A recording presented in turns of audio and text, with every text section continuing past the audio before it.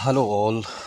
Good morning, good afternoon, good evening, and welcome to my channel QA Tech Tips. So, today we are going to learn about the OOPS concept in Java. These are the basic concepts which everyone needs to learn before digging into the Java, as Java is object-oriented programming language. So, what is OOPS? Basically, it's the object-oriented programming structure, and in OOPS, many languages support this, like Java, C Sharp, C++, Python.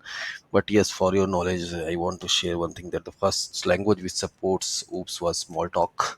So there are many programming methodologies or paradigms there to code in any programming language.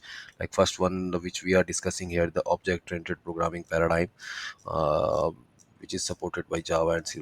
And there are few others also, like procedural programming paradigm, functional programming paradigm, logical paradigm, structured programming paradigm. And I think all you know that structured programming paradigm we all did when we learned C language, the first language during the our programming journey.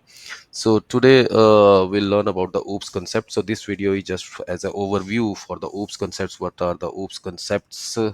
And in Java or in any language which supports OOPS, so there are six pillars of OOPS, and these are class, objects and methods, inheritance, polymorphism, abstraction, and encapsulation.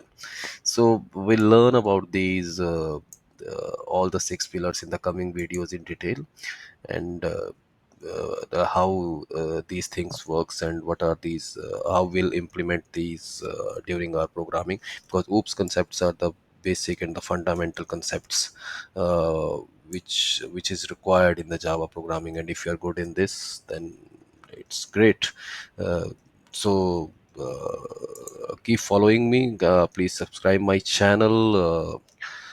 Only QA Techie Tip, only QA Tech Tips, and wait for the next videos. We'll learn in detail one by one for all these class, object, methods, inheritance, polymorphism, abstraction, encapsulation, and many more things in Java, which are required for automation testing using Selenium.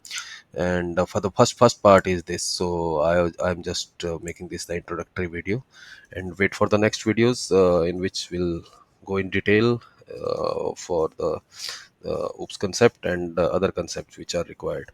So happy learning, and please subscribe the channel and wait for the next videos. Thank you.